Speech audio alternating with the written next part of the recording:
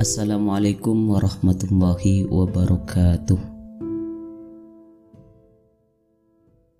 Abu Abdullah Muhammad bin Idris Asy-Syafi'i Al-Muttalibi Al-Qurasyi.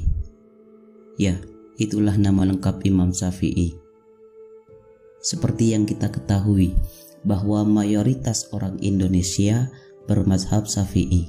Artinya kita sedikit banyak sudah kenal siapa beliau, seberapa hebat keilmuan beliau dan pengaruhnya bagi umat muslim.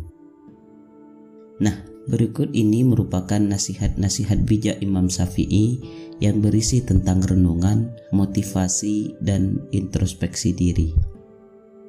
Sebelumnya, jika tidak keberatan, silahkan tulis salah satu nasihat Imam Syafi'i di kolom komentar yang Anda sukai. Oke, mari disimak.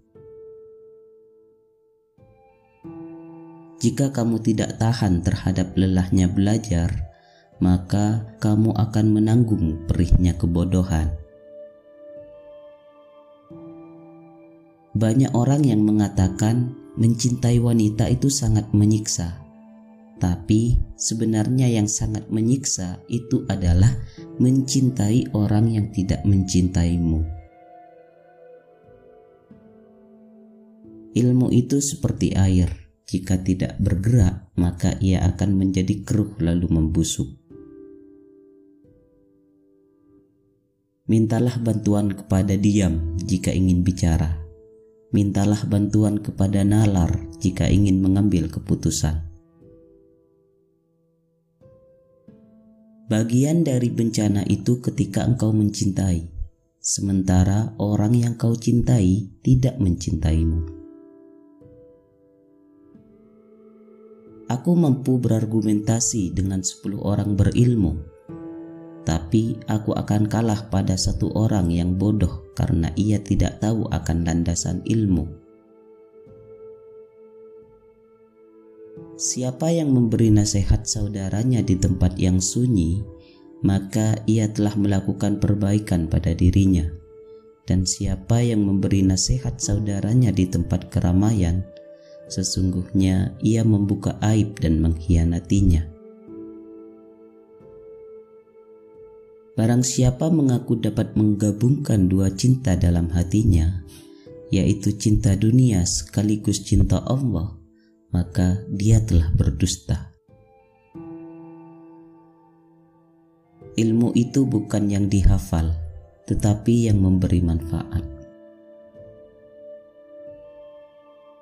Tiada kesusahan yang kekal, tiada kegembiraan yang abadi, tiada kefakiran yang lama, tiada kemakmuran yang lestari. Orang yang pandai akan bertanya tentang apa yang ia ketahui dan yang tidak ia ketahui. Sementara orang bodoh itu meluapkan kemarahannya karena sulitnya ia belajar dan ia tidak menyukai pelajaran. Jagalah lidahmu, jangan sampai ia mematukmu, karena ia adalah ular. Siapa yang menghendaki kehidupan dunia, maka harus disertai dengan ilmu. Dan siapa yang menghendaki kehidupan akhirat, juga harus dengan ilmu. Ilmu tidak akan dapat diraih kecuali dengan ketabahan. Jika terdapat banyak kebutuhan yang harus dipenuhi, maka mulailah dari yang terpenting dan mendesak. Barang siapa mengadu domba untuk kepentinganmu, maka dia akan mengadu domba dirimu. Dan barang siapa menyampaikan fitnah kepadamu, maka ia akan menfitnahmu. Kaji dan dalamilah sebelum engkau menduduki jabatan. Karena kalau engkau telah mendudukinya, maka tidak ada kesempatan bagimu untuk mengkaji dan mendalaminya. Pekerjaan terberat itu ada 3. Sikap dermawan di saat keadaan sempit, menjauhi dosa dikala sendiri, berkata benar di hadapan orang yang ditakuti. Sebagaimana Tuhanmu telah mencukupkan rezekimu di hari kemarin, maka jangan khawatirkan rezekimu untuk esok hari. Bumi Allah amatlah luas, namun suatu saat apabila ujian sudah datang, angkasa pun serasa sempit. Apabila sikap hatimu selalu rela dengan apa yang ada, maka tak ada perbedaan bagimu antara dirimu sendiri dan para hartawan. Banyak orang yang telah meninggal, tapi nama baik mereka tetap kekal. Dan banyak orang yang masih hidup, tapi seakan mereka orang mati yang tak berguna. Sebesar-besar aib, keburukan adalah kamu mengira keburukan orang lain, sedangkan keburukan itu terdapat dalam diri kamu sendiri. Jika pertemanan seseorang tidak memberimu manfaat, maka jangan mengambil untung dengan memusuhinya. Setiap permusuhan bisa diharapkan kembali membaik, kecuali permusuhan orang yang melakukannya karena dengki. Biarlah mereka bersikap bodoh dan menghina, dan tetaplah kita bersikap santun. Gaharu akan semakin wangi ketika disulut api. Jadikan diam sebagai sarana atas pembicaraanmu, dan tentukan sikap dengan berpikir. Menghindarkan telinga dari mendengar hal-hal yang tidak baik merupakan suatu keharusan, sebagaimana seorang mensucikan tutur katanya dari ungkapan buruk. 1000 kawan tidaklah banyak, seorang musuh barulah banyak. Silahkan hina diriku sepuas kalian, aku akan tetap diam saja. Bukannya aku tidak punya jawaban, tapi singa selalu tidak akan membalas gonggongan anjing. Orang yang dengki itu akan merasakan penyesalan yang begitu panjang. Kedudukannya pun akan sirna. Doa di saat tahajud adalah umpama anak panah yang melesat tepat mengenai sasaran. Dosa-dosaku kelihatan terlalu besar buatku, tapi setelah kubandingkan dengan ampunanmu, ternyata ampunanmu jauh lebih besar. Engkau takkan mampu menyenangkan semua orang, karena itu cukup bagimu memperbaiki hubunganmu dengan Allah dan jangan terlalu peduli dengan penilaian manusia. Jadikan akhirat di hatimu, dunia di tanganmu, dan kematian di pelupuk matamu.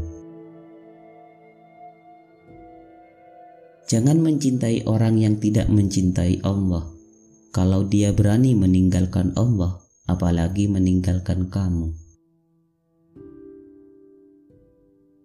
Jika semua orang menjauh ketika engkau mendapat kesulitan, maka ketahuilah bahwa Allah Subhanahu wa Ta'ala ingin membuatmu kuat dan Ia akan menjadi penolongmu.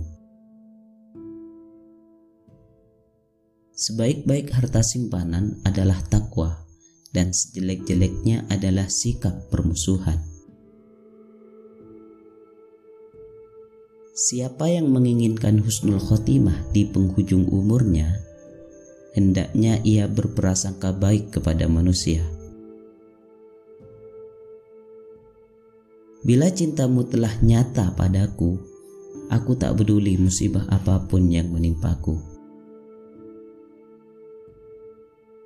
Perbanyaklah perbuatan baik dan jangan terlalu banyak berangan-angan. Kurangilah kesenanganmu pada dunia agar berkurang kedudukanmu di akhirat. Dunia adalah tempat yang licin dan menggelincirkan, maka hati-hatilah dengannya dan memohonlah perlindungan dari Allah. Apakah kamu tidak melihat bahwa seekor singa itu ditakuti lantaran ia pendiam, sedangkan seekor anjing dibuat permainan karena ia suka menggonggong? Berpikirlah sebelum menentukan suatu ketetapan, atur strategi sebelum menyerang, dan musyawarahkan terlebih dahulu sebelum melangkah maju ke depan. Jangan terpesona dengan kehidupanmu di dunia sehingga meninggalkan kehidupan di akhirat. Andai saja kamu tahu bagaimana Allah menangani urusan-urusanmu, hatimu pasti akan luluh karena begitu mencintainya. Marahnya orang yang mulia bisa terlihat dari sikapnya, dan marahnya orang yang bodoh terlihat dari ucapan lisannya. Bila kau bingung pada dua makna dan tak tahu mana yang salah dan mana yang benar, maka hindarilah hawa nafsu, sebab nafsu menuntun jiwa kepada sesuatu yang tercela. Bekal paling merugikan untuk dibawa ke akhirat adalah permusuhan. Kekenyangan dapat memberatkan badan, mengeraskan hati, mengusir kecerdasan, mengundang tidur, dan melemahkan semangat ibadah. Semoga nasihat-nasihat Imam Syafi'i tadi membuat hidup kita menjadi semakin lebih baik.